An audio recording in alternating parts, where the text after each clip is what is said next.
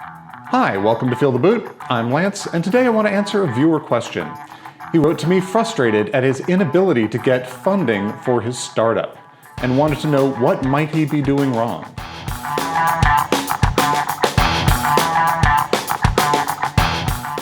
So this founder, he's trying to raise a tiny amount of seed capital, and he's reached out to a number of investors. He's done about 50 pitches, most of them to kind of weak prospects to no success whatsoever.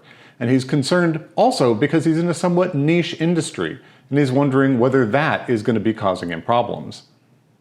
Now, let me state right off the bat, there is no silver bullet for this problem. I'm not going to give a roadmap for how to get funding. If you do A, B, and C, you're guaranteed that people will write you checks. That answer just does not exist. But I've seen a lot of patterns in companies that have been successful and unsuccessful in raising money, and that's what I'm going to talk about. Now, it's important to remember, fundraising is very time consuming.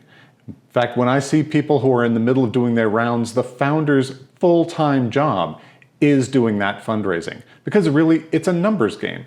The odds of getting funding from any given investor that you pitch are really pretty bad. Right? The vast majority of pitches are going to generate nothing. So you need to be doing a ton of pitching. You need to be reaching out and contacting enormous numbers of potential investors. Realistically, you can expect to be contacting hundreds, several hundred investors before you're able to fill out your round. And so if you're looking to be doing fundraising and kicking off this early stage business as a part-time job while you hold down a full-time gig, that's probably going to be really difficult. You need to be able to invest enormous amounts of time, really full-time activity in trying to raise that money.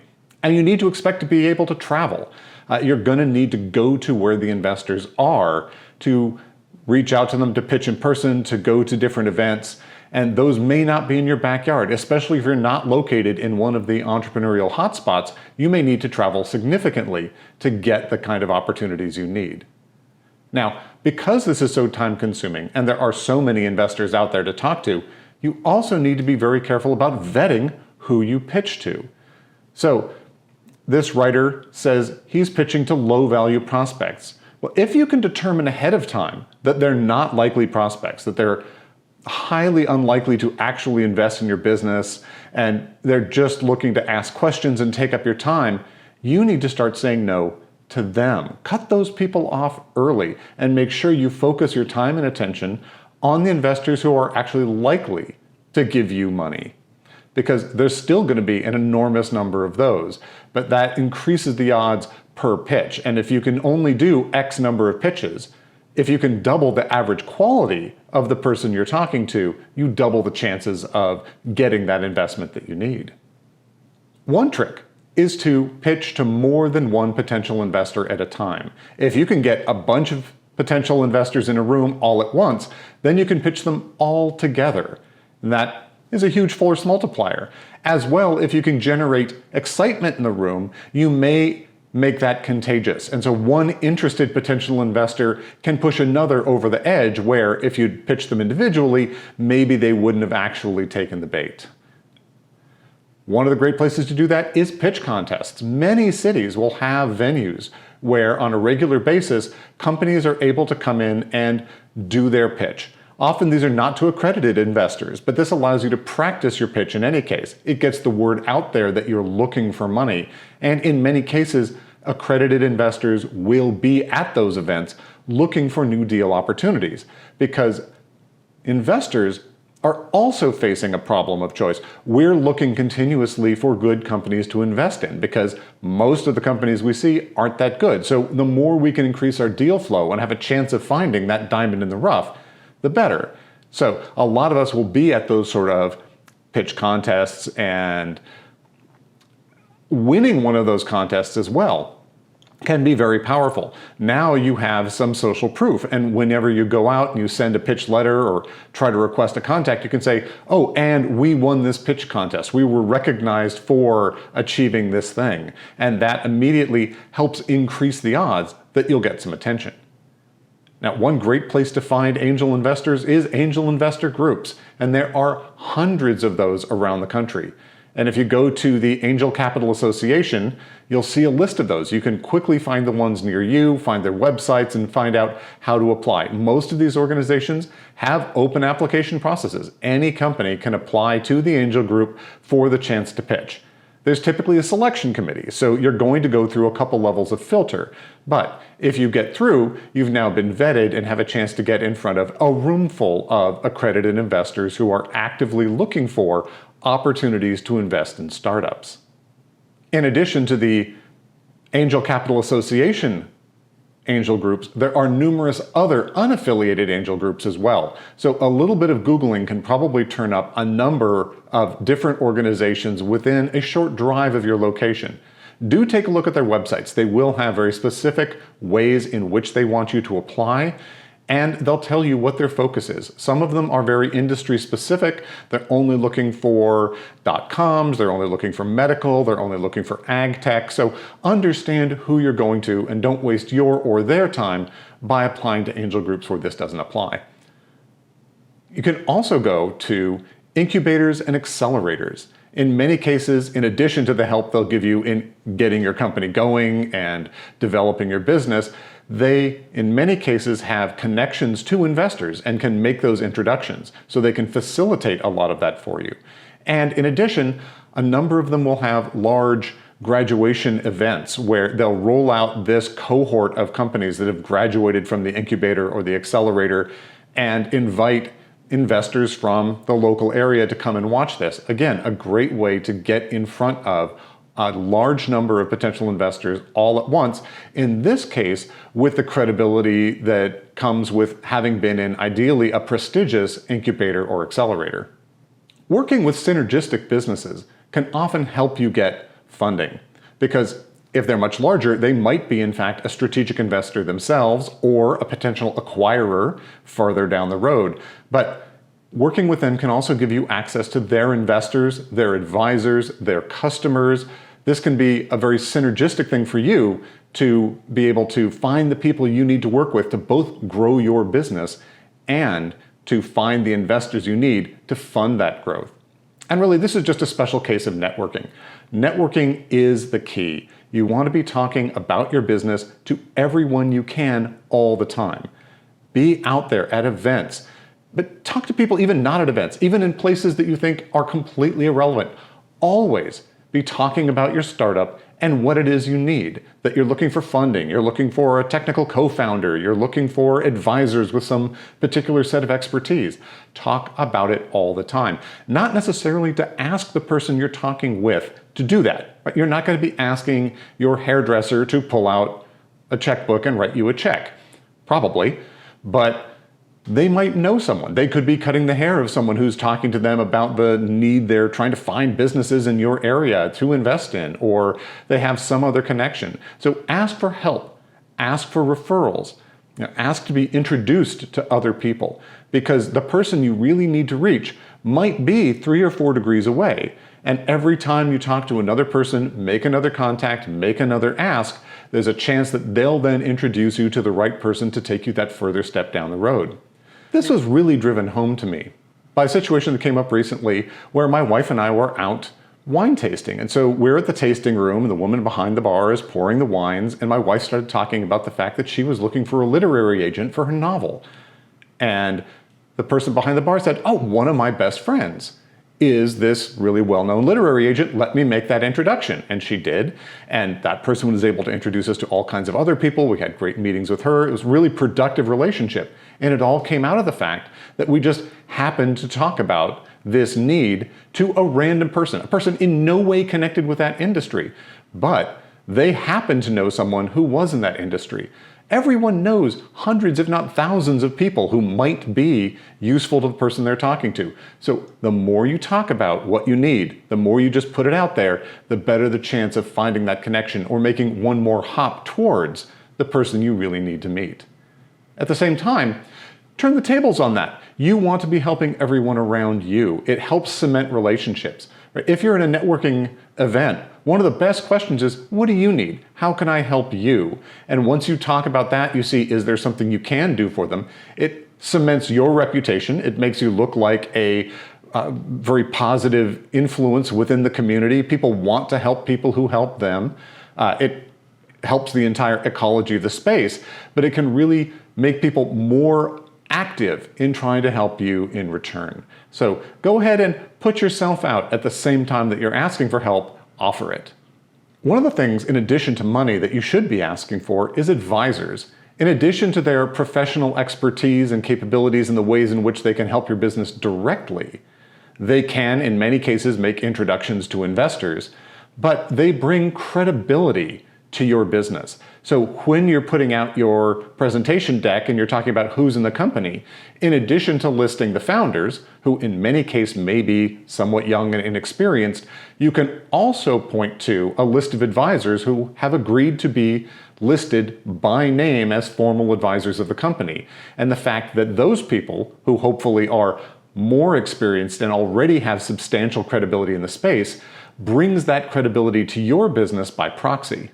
Now, if you're already doing all of those things, there may be something wrong with the business, the pitch, or the ask that you're making. One of the problems might be that you're asking for the wrong amount of money. A lot of entrepreneurs will look at their business and say, what do I need right now? How much money do I need to just get to the next phase? In fact, in the case of the question asker, he was looking for $25,000. And the problem there is it's actually really too little for most angel investors. Now, it might be the amount of money that I individually want to invest, but I know that $25,000 is not going to get a business very far. And so in all likelihood, he's going to need to raise more money really quickly, which means he's back on the fundraising treadmill, not building the business. As well, if he can't make substantial progress with that small investment, then he may be over a barrel, right? He's going to be out of money with the solution halfway built and now desperate for funding and in the hole because he's already spent a bunch of money into the development. And that gives way too much leverage to the next investor. So it could be a down round, which would be bad for me as the previous investor. So I want to make sure that in the round I'm investing, enough money is going to come in that I'm confident the entrepreneur will be able to show substantial progress, get the ball much farther down the field, and be in a position to do that next round with confidence because they've shown the ability to take an investment and execute against it and hit their milestones. So if you don't raise enough, that's going to make me nervous. On the flip side, if you're asking for a gigantic amount of money really early on, this is a pre-seed or friends and family round, and you're looking for $5 million, I've got to wonder, why do you think I'm going to give you $5 million, or even a large number of people are going to give you $5 million when you haven't proved anything yet? And if you're asking for $5 million, you're probably asking at some astronomical valuation. Right? Otherwise, your investors are going to own 90% of the business. And not only is that bad for you, it's actually bad for the investor because we want the entrepreneur to end up owning a meaningful chunk of the company or they're demotivated. And we want the founder to be motivated. They're going to be working their asses off. We want them really all in on this business. Now, in some cases, I've seen people ask at too low a valuation, where in fact we would come in and own too much of the business. This often happens also in coordination with that ask that's too small. So someone's asking for $25,000 at a $200,000 valuation, and that just makes you look inexperienced because we know what the typical first investment round valuations are, and it really isn't based on anything fundamental in the business.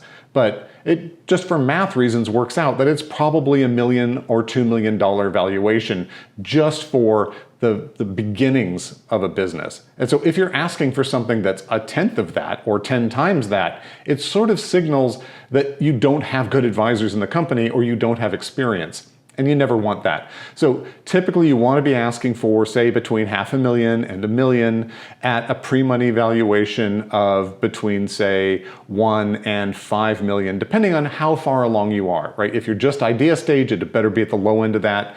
If you are far along and you've really built out your product, you could be asking for more. But really anything less than, say, $100,000 is going to raise eyebrows, unless you're asking literal friends and family just to get that first check to get you off the ground.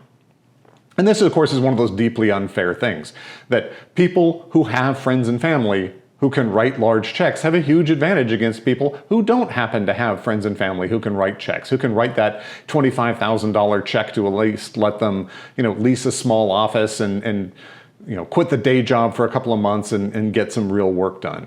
But unfortunately, that is the reality of things. Now, most angels are looking to see some significant traction in the business before they invest. They want you to have accomplished quite a bit before they write that check. Now, there's a number of aspects of that, a number of things you can accomplish, not all of which are required, but each one that you can check off makes it substantially more likely that an angel is going to invest. Right? They really don't want to invest in someone who just says, I've got an idea for a business and I want money. Right? The more elements, the more things you can tick off to risk reduce that investment, the more ways that you can prove that this is in fact a good business idea, the more likely you are to get that investment. So the most obvious thing we'd love to see is that the product or service is already done and you have customers and revenue. Maybe not a lot of customers, maybe not a lot of revenue, but if you can demonstrate that there are people in the world willing to pay you what you're asking for the thing you want to do, that's great initial validation. Now, can you get millions more of them? Well, that may be the interesting question. But even showing some revenue generation early makes a big difference. So if you can get out a minimum viable product, some kind of even partially functional version of your software or of your service that you can charge for and get it out there and start to demonstrate that, that can be really a strong proof of concept to the investor. Failing that, or in addition to that, if you can prove some product market fit, if you can demonstrate that there are people out there who want the product, that people will see your ad and recognize the need and go follow up, go to the website, sign up for a trial, even if it doesn't exist, right? You can prove that that path works. In addition, then, there's the go-to-market. Right? Can you prove that you have a way of getting out there? Can you get letters of intent with distributors or partners who would agree to carry your product as soon as it exists? Or can you demonstrate that Facebook ads and Google AdWords are effective ways of getting people to your website and perhaps clicking on a fake buy link that just says, hey, we'll notify you when it's ready. But if you can walk someone down the path, so knowing the price and knowing the product they want to buy, and you can get a number of those that makes good business sense for the amount you need to spend in advertising, that can also be a really effective way of generating proof of some kind of go-to-market strategy that you can then convince an investor makes sense. Another thing that you would like to be able to show is that the thing you're going to do is a big enough improvement over the existing solutions that your potential customers are using that it would be worth the pain and time and effort to switch to your solution. Because unless you're in an unusual situation, there are people out there with the problem that you're going to solve, and somehow they're getting through life. How are they doing that? What is the thing they're doing that allows them to do their jobs and get on with their day? A lot of times, a lot of companies that I see propose solutions where what they're competing with is people using Excel spreadsheets to track stuff, and they've got some really slick new way of doing it. But these people have been using Excel spreadsheets to track what they're doing for decades. So why is yours enough better? Right? They're going to have to retool their workflows. They're going to have to train people up. They're going to have to learn new things. They're going to have to spend more money because they already have Excel. Is it enough better? Because there's a lot of solutions out there that I see that are unquestionably better than the status quo. But it has to be substantially better to overcome that resistance. Can you show the investors that you've assembled the team already? Do you have the people in place, the key players, the key capabilities that you're going to need to be successful, right? If you are an AI-driven company, you'd better have some people on your team already who are AI experts, who can build this thing that you're promising. If it's going to be all about some marketing or sales strategy, you should have people who are really experienced in that kind of sales or that kind of marketing. You don't just want to have a couple of engineers who can write the code when the success of the business actually depends on some other set of skills. Get those people, even if they're not full-time yet. If you can have a written commitment from them that they will join, if you get the funding, you can then take that to the investors and say, we have the team and we're ready to go full-time with them as soon as we get the money. Really, all of this boils down to two things the investor wants to hear. They want you to clearly and convincingly make the case for two different propositions. First, that this business is low risk, that there are no obvious speed bumps, no massive impediments, no troll bridges that you need to cross to get to where you're going. It's going to be a simple matter of executing on the plan you've laid out with no giant question marks, no, will this work, or can the technology actually function this way, or is it really legal, or will it work with Apple, or are their customers interested? I want to know that you've really demonstrated those things so that it's a fairly straightforward path. And when I look at it, I go, yeah, I think it's extremely likely that you can get from point A to point Z with your team, given what you want to do. And the other thing I want you to convince me of is that you're going to make a lot of money, right? I need to see a path that seems pretty believable to your returning to me at least 20 times my investment. And I've already got another cast on that. But those are the two propositions. It's low risk already, and I'm going to get a lot of money. If you can make those two really compellingly, you should eventually be able to get an investment from someone who gets and appreciates the business that you're trying to build.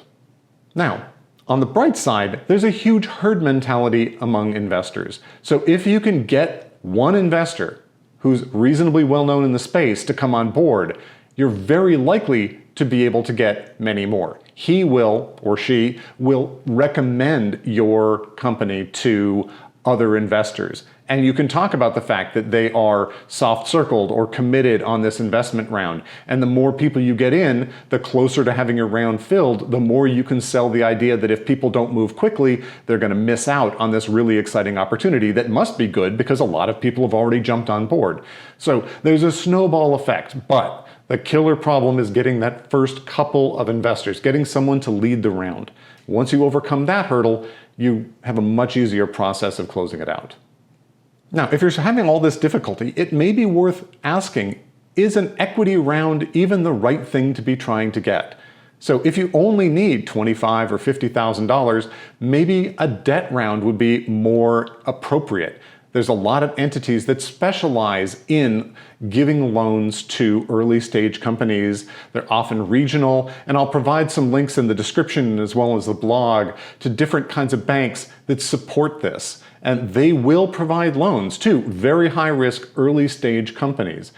Typically you need to find one in your area, they're local economic development type organizations, but that can avoid the whole angel investor equity round thing entirely and allow you to get at least some money to prove out some of those things, to then go in front of the angels with a more solidified case that will get that next round of investment.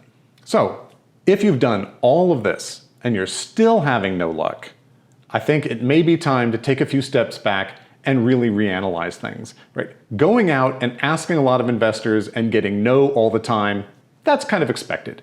Talking to a lot of investors and hearing maybe that never turns into yes is very much to be expected.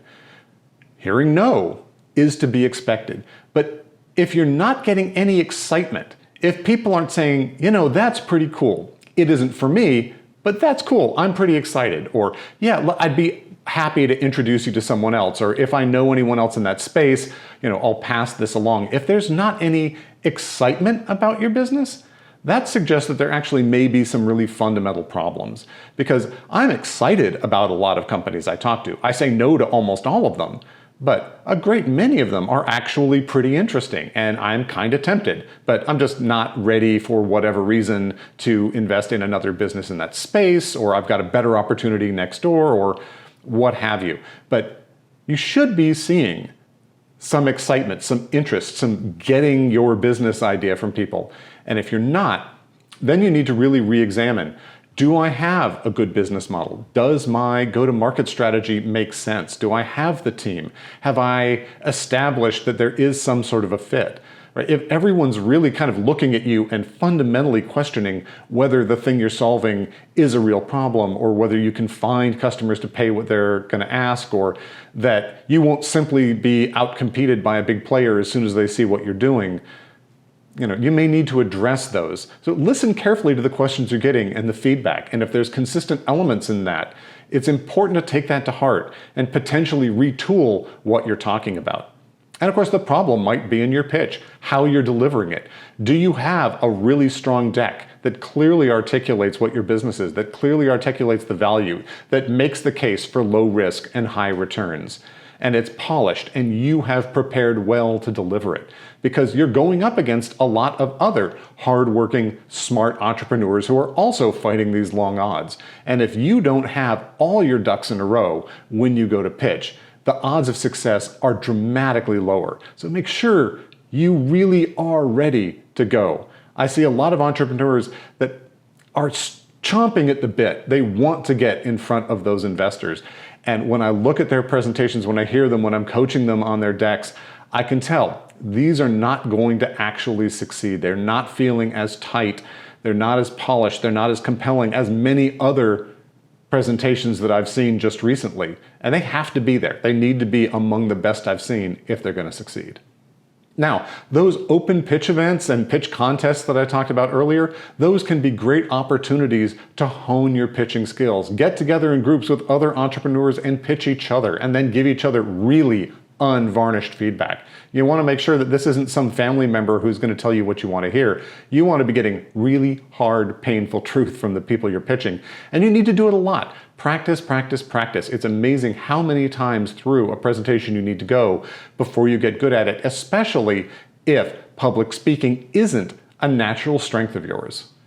So, unfortunately, as I said, I just don't have a magic bullet for you. I wish there was something that I could say, if you do this, you're guaranteed to succeed. But I think if you address all the points that I've made here, you stand a really good chance that if your business is in fact a good business idea with a sound plan and a good revenue model and a good idea for how you're going to go to market, you have a really strong chance of getting the funding that you need.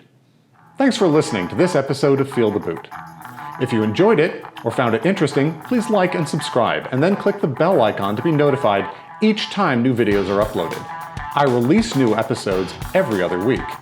If you prefer to read your content, you can find the associated blogs on the website feeltheboot.com.